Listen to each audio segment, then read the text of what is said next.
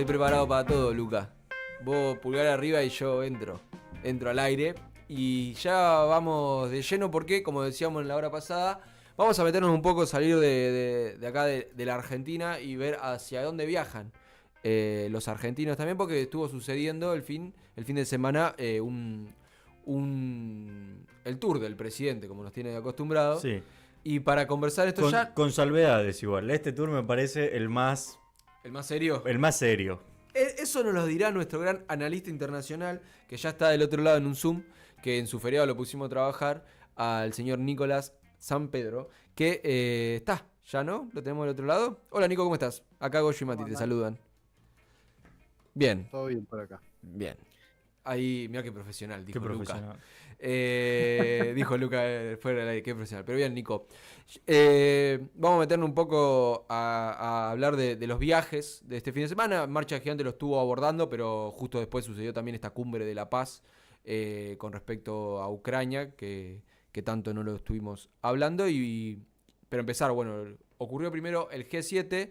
Estuvo como argentino representante el presidente Javier Milei, pero capaz el argentino más importante ahí fue el Papa en esa cumbre. Sí, obviamente. Obviamente. Sí, claramente. No, a ver, una visita de Javier Milei, yo diría que sin pena ni gloria. Hablabas del viaje más serio. Decían que era el viaje más serio.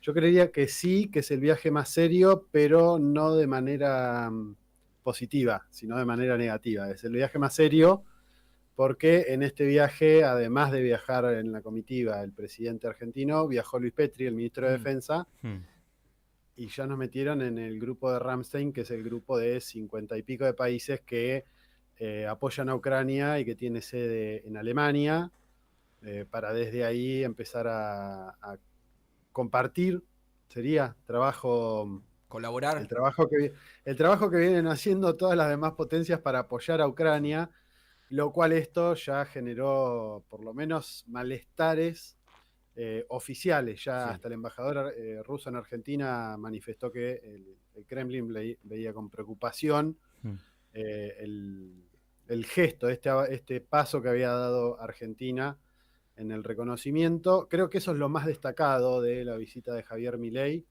en toda esta gira que hizo. No tuvo grandes reuniones, tuvo un encuentro mínimo casual ahí con el Papa Francisco, disertó sobre inteligencia artificial. Es sabido que hace un par de semanas había viajado a Estados Unidos y ahí se había juntado con todos los CEOs sabidos y por haber de Facebook, del ChatGPT y qué sé yo, para hacer una supuesta reforma del Estado usando un sistema de Google, algo parecido a lo que hicieron en El Salvador, cosa que, hablando en criollo, eso van a ser miles de despidos si llegan a concretar ese, o por lo menos es lo que uno cree que podría llegar a suceder o que podría llegar a ser la intención. Después tuvo una reunión breve con Kristalina Georgieva, la jefa del Fondo Monetario. No mucho más, unas palabras cruzadas con Joe Biden en la cumbre del G7, no mucho más en esta cumbre que supuestamente iba a dedicarse a hablar sobre inteligencia artificial, sobre el conflicto en Ucrania.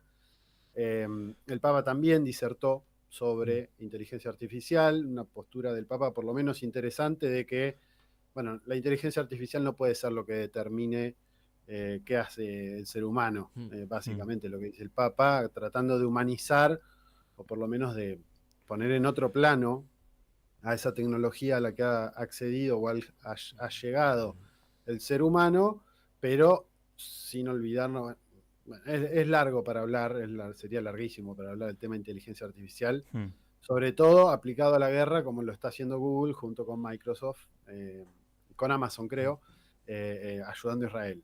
Hay cosas que estaría bueno que se discutan un poco más. Todo lo que es los mecanismos de los drones y todo esto que tiene No Israel. no solamente el tema de drones, sino el tema de reconocimiento facial. Claro. Están trabajando con grandes bases de datos, tanto de Google como de Amazon, para proporcionar con esa inteligencia artificial, poder identificar caras. Así como vemos en las películas Sí. de Hollywood, bueno, o en las series ahora, en las plataformas. Hmm. Bueno, identificar a raíz de eso a personas y poder determinar objetivos militares. Eso está puesto, lo están poniendo en práctica ahora en Palestina, no es que es ciencia ficción. Claro, no. Sí. No es que una Pero posibilidad bueno, futuro, sino que ya está sucediendo. es lo que señalan bastante varios analistas militares y expertos en inteligencia artificial que ya lo vienen alertando. ¿Y qué Y después, significa que, porque entiendo que el Papa no, ningún Papa o el Papa no suele hacerse presencia en estas reuniones de mandatarios como el G7? ¿Qué significa que esté el Papa presente? sí, en realidad Le tiene quedaba la que, vuelta, ¿no? También. sí, en realidad tiene que ver, el Papa, al igual que cualquier primer ministro o presidente, es el mandatario de un Estado. Sí. No hay que olvidar eso, es el presidente, vendría a ser como el presidente del Estado papal, del Vaticano. Entonces está invitado en esa calidad. No hay que perder la vista. Y además se hacía en Italia, que es donde está la sede. Bueno, si bien el Vaticano es un Estado propio, o un Estado en sí, está dentro de lo que conocemos como Italia. Sí. Eh, pero además me parece que el Papa ya venía hablando sobre inteligencia artificial, sobre el conflicto en Ucrania, también se ha manifestado en más de una oportunidad. Me parece que de ahí viene la relevancia. Eh, También como un gesto, me parece, a bueno, todo un sector que viene planteando la cuestión de la paz. No me pareció menor la intervención que tuvo el Papa. Me parece que es un mensaje interesante, Hmm. por lo menos. Después del G7 no mucho más. No hubo otras grandes cuestiones, digamos. Participó Lula. Me parece que lo de Lula sí fue interesante porque planteó de hacer un impuesto para los super ricos a nivel global para mitigar el hambre y tratar de avanzar en erradicar el hambre a nivel global. Eh, y después no mucho más, porque ni se cruzó con Milei. Lula sí tuvo reuniones bilaterales con distintos actores como el presidente de Turquía, con el presidente de la India, se juntó con Macron, se juntó con... bueno, tuvo varias Sí. reuniones. En Sí. fin. Y después, Nico, No, no, sí. No, te quería sí. consultar, pensando un poco en esto del G7, ¿qué tanta importancia le podemos dar a los dichos, ¿no?, de Giorgia Meloni, hablando un poco de la importancia en realidad de Roma, de Italia en Europa? ¿Es completamente discursivo, casi como un pensamiento melancólico de lo que fue el Imperio Romano? ¿O realmente se puede pensar que Francia y Alemania pueden unirse con Italia, digamos, en algún sentido más político? Y eso te lo explican las elecciones europeas, Hmm. que sucedieron también estas semanas. Eh, los grandes derrotados en las elecciones europarlamentarias fueron precisamente Emmanuel Macron, Hmm. fue el más contundente, donde el candidato de Marine Le Pen Hmm. fue el que salió primero con mucha diferencia. Con bastante holgura. De hecho, de ahí la reacción de Kylian Mbappé y de un Claro. montón de otros que salieron a decir, bueno, no, hay que... Bueno, y después el otro es Olaf Scholz. También hay que tener en cuenta que el G7 casi en su totalidad, por lo menos todos los primeros mandatarios o presidentes, están teniendo muchas complicaciones al interior de cada uno de sus países, con índices de aprobación muy bajos en casi todos los... creo que excepto Meloni, Hmm. la mayoría estamos hablando de imágenes negativas del 30, 40, el 50%, cosas que no se veían hace mucho tiempo, tanta desaprobación de esos mandatarios. ¿por qué? Eh, ¿Por qué sea bueno, así tan masivo en toda Europa? No es que es uno o dos países, sino como que es una sí, constante. bueno, también hubo una lectura ahí, me parece medio superflua de lo que fueron las elecciones en la Unión Europea. La mayoría de los titulares es avanza a la derecha Hmm. o se derechiza la ciudadanía europea. Y me parece que no es tan así tampoco. Gran parte, y esto lo decíamos en marcha el otro día, gran parte de lo que explica el resultado electoral es la guerra en Ucrania. Hmm. La gran mayoría de los que ganaron se manifestaron abiertamente en contra de seguir alimentando la guerra en Ucrania. Y eso pasa con Marine Le Pen en Francia, pasa con izquierda con alternativa por Alemania en Alemania. Mm. Pero así como pasó en eso, pasó que la centroizquierda en Bélgica ganó y se manifiesta abiertamente contra la guerra. Lo mismo podríamos decir de Hungría, de Serbia, lo mismo podríamos decir de España, donde la derecha creció un poquito, pero no es que ganó la elección en España para las europarlamentarias. Entonces, ahí hay como una lectura medio miope, precisamente porque lo que se conoce como la socialdemocracia europea es precisamente la que está bancando la guerra en Ucrania. Claro. Entonces, ahí hay un engañapichanga. Y también hay que decir que no son presidencialistas, es simplemente para, bueno, no simplemente, ¿no? Pero es para una asamblea, lo cual también cambia completamente. Pero te quería consultar si, en ese sentido, entonces Macron, el canciller alemán, van a cambiar un poco esto de, bueno, no están tan alineados a la OTAN, pero digo, al ver que en cuestiones electorales no les conviene, eh, ¿cómo va a quedar ese apoyo entonces a Ucrania? No, yo creo que sí, que Alemania y Francia particularmente sí están alineados a las directivas desde Washington en la OTAN. Eso me parece que es lo que lo diferencia. Giorgia Meloni es un poco más reticente Claro. a seguir en esa línea. Pero, igual es antirrusa. No hay que perder de vista eso tampoco.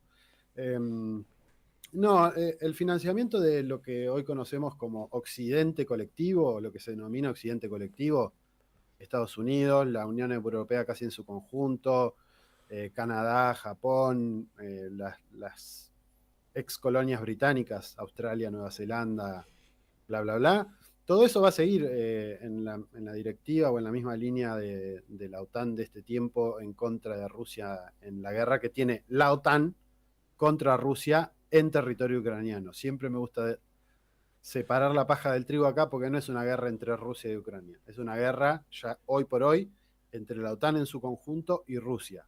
Sucede en territorio ucraniano. Y puede rotar en ese sentido con un posible triunfo de Trump que viene manifestándose hace tiempo, que está en contra de la guerra o que quiere finalizar la guerra en Ucrania y Rusia. ¿Puede rotar este camino que viene tomando estos actores? Mira, hace algunos días nada más, ayer o antes de ayer, Trump dijo que Zelensky cada vez que viaja al país se va con 60.000 millones de dólares. Cada vez que va a Estados Unidos se va con 60.000 millones de dólares y que cuando llega a Ucrania vuelve a pedir otros 60.000 millones de dólares. Está para ir a Estados Unidos entonces. Y en algún momento, incluso, a ver, antes de que arrancase la guerra, el conflicto en Ucrania, casi toda Europa, casi todos los mandatarios de Europa decían que Ucrania era el lugar de la eurozona más corrupto que existía. Lo ponían como uno de los países más corruptos del mundo. Bueno, comenzó el quilombo, comenzó la operación especial militar de los rusos para desnazificar y evitar que Ucrania se sume a la OTAN, y automáticamente cambiaron todos el discurso y Ucrania pasó a ser el aliado número 1. Me parece que eso también habla de la hipocresía y volviendo también como para poder dimensionar lo que significa, mucha gente en Europa está viendo que sus gobiernos están financiando el conflicto en Ucrania cuando no llegan a fin de mes, cuando cada vez tienen más complicaciones con el laburo, cuando cada vez los hidrocarburos o la energía les sale más cara. ¿Y esto por qué? Y porque volaron los Nord Stream 2, 1 y 2. Eso lo que muchos señalan es que fue la inteligencia británica junto con la norteamericana, que hicieron un boicot. Eso ya hace un año más o menos, ¿no? Claro, pero bueno, eso es los Nord Stream eran los gasoductos que llevaban gas desde Rusia a Alemania. Y Alemania tenía una industria campante y sonante porque tenía gas barato ruso. Claro. Se le termina el chorro ese y le tienen que empezar a comprar gas licuado a los norteamericanos, gas de esquisto. Eso le sale el doble, el triple, o tienen que comprarlo a través de terceros países o de la misma Europa o de el sur o de Asia Occidental. O sea, hay una triangulación del mismo gas ruso, pero que llega vía, no sé, por decir alguien, la India. Para poner Creo que no es la India el caso, pero o vía Turquía. Bueno, llega el mismo gas, pero lo pagan el doble, el triple. Claro. Eso lo que está haciendo es que la industria esté cayendo o que haya caído en un primer momento, que sea más caro. Eso generó que haya inflación. Y lo mismo con los fertilizantes. Recordarán que hace un par de meses hubo protestas de ruralistas de Sí. toda la Unión Europea quejándose porque había una política que los desprotegía y porque tanto lo que es energía como fertilizantes era cada vez más caro y los estados no tenían política para resolver eso. Bueno, eso es consecuencia de la guerra en Ucrania. Entonces lo que ve la sociedad europea en general es, bueno, estás alimentando esta guerra, pero a mí me cuesta llegar a fin de mes. Y ahí me parece que hay una gran explicación de por qué ganan los anti-guerra o los anti, que después podemos ver si son más conservadores, menos conservadores, y ahí aparece Meloni Sí. o aparece Pedro Sánchez o un sector de la... Que lo que prima hoy, tal vez, que en eso también lo discute Marcha Gigantes, es la discusión entre los nacionalismos y los globalismos. Y hoy en Europa lo que está pasando es un pueblo que pide más protección a lo propio y no tanto mirar para afuera. Ujú. Eh, pero bien, Bueno, ya. Sí, por algo Trump también sí. dice lo que dice, Hmm. digamos. Trump también viene con esa lógica de decir, bueno, no, la guerra esa, no. Yo llego a la presidencia y se termina en una semana. ¿Por qué? Y porque no le va a seguir mandando armas, o eso es lo que dice. Sí, después. De ahí a que lo haga, Sí. son dos mangos aparte. Claro. Nico, para cerrar, porque ya nos estamos quedando Sí. sin tiempo, ¿Mondino se queda o se va? Uy, qué pregunta. Fuerte. No sé, a la cumbre del G7 medio como que la reprocharon y no fue con la comitiva oficial. Manuel Adorno, el bubucero que tenemos en Argentina, Hmm. dijo que no podían ir tantas personas, esa fue la excusa oficial. La Después casilla no terminó entra. yendo. Ya está, perdón, esto no lo pregunté. Están viajando en el Tango 01, ¿no? Totalmente. Sí, ya no viajan en aerolínea comercial. Comercial. ¿No había No. lugar en el Tango 01? ¿Faltaba un asiento? No, supuestamente no había allá, no había Ah. tanto lugar. No les daban tantas credenciales, Claro. supuestamente. Pero bueno, viajó Fernando Iglesias, que es el presidente de la Comisión de Relaciones Exteriores y Culto de la Cámara de Diputados. O sea, es muy evidente. Sí, sí, sí. Pero bueno, y después cortito, pasó la cumbre esta de Suiza, Sí. que ahí me parece que lo importante es que, primero, habían invitaciones para 160 países aproximadamente, fueron solo 80. De esos 80 que fueron, en realidad fueron 92, creo. Algunos como veedores, como el caso de Brasil. La gran mayoría de los países del sur global, o lo que se llama el sur global, se negaron a firmar el documento final. Entre ellos, por ejemplo, Turquía, Emiratos Árabes, el mismo Brasil. Bueno, China directamente no fue, no mandó delegación. Eslovenia se negó a firmar. Me parece que sirvió más para la foto. No pidieron demasiado, no sucedió demasiado. Sí, me parece que era más una cuestión de respaldo a Zelensky, al cómico este, más que otra cosa. Que acá hay que recordar, a mediados de junio, Zelensky perdió la vigencia de su mandato. Tendría que haber habido elecciones y no las hubo, digamos. Zelensky hoy por hoy usurpa el cargo de presidente. No es presidente en funciones. Bien. De hecho, en la ley ucraniana, de hecho, marca que podría haber habido una sucesión, porque no se llamó elecciones. Y obviamente, después de esta cumbre, también se rechazó la propuesta que hizo Putin hace unas semanas en el foro de San Petersburgo y en la cumbre de ministros de Relaciones Exteriores de los BRICS, había arrojado una nueva propuesta de paz, donde lo único que pedía básicamente es dejen de tirar, abandonen todas las regiones de Novorossiya, o sea, Lugansk y Donetsk, abandonen Gerson y Zaporilla, que son dos regiones que hoy tienen control el ejército ruso. Si se retiran de todos esos lugares y prometen que no van a entrar en la OTAN, nuestros negociadores inmediatamente van a apostar por la negociación y la salida pacífica. Esto lo dijo Putin hace una semana. Stoltenberg, el jefe de la OTAN, o el que vendría a ser como el presidente de la OTAN, rechazó esta propuesta, obviamente. Así que no mucho más que esto, digamos. No dejaron grandes titulares. Bien, bueno, muchas gracias Nico entonces por esta comunicación. Seguiremos muy atentos a todo lo que sucede en el mundo y en Argentina para Sí. con el mundo, más importante aún. Nos queda el 4 de julio, a ver si se junta con los chinos. Eso sería, simbólicamente sería una cosa hermosa, Sí. que un 4 de julio, que es el Día de la Independencia Norteamericana, se junte con Xi Jinping. La cantidad de memes que salieron con eso, la verdad que me hicieron el día, la semana, el mes. Muy bien. Así es. Bueno, nos queda siempre decirles que escuchen Marcha Gigante los Sí. sábados a las 10 de la mañana para seguir profundizando todos estos temas que hablamos. Agradecerte, Nico, por este tiempo y nos estaremos viendo. Nos estaremos viendo y obviamente recordarles a todos los que están del otro lado, suscríbanse a Trinchera, no sean ortivas, loco. Hagan como Nico y suscríbanse a Trinchera, no sean ortivas. 3-0. 3-0. Rumania a Ucrania. Más malas noticias para Zelensky. 11:23 de la mañana. Vamos a ir a un temita y a escuchar el segundo informativo de Farco del día. Y seguimos con Doblan las Cámaras.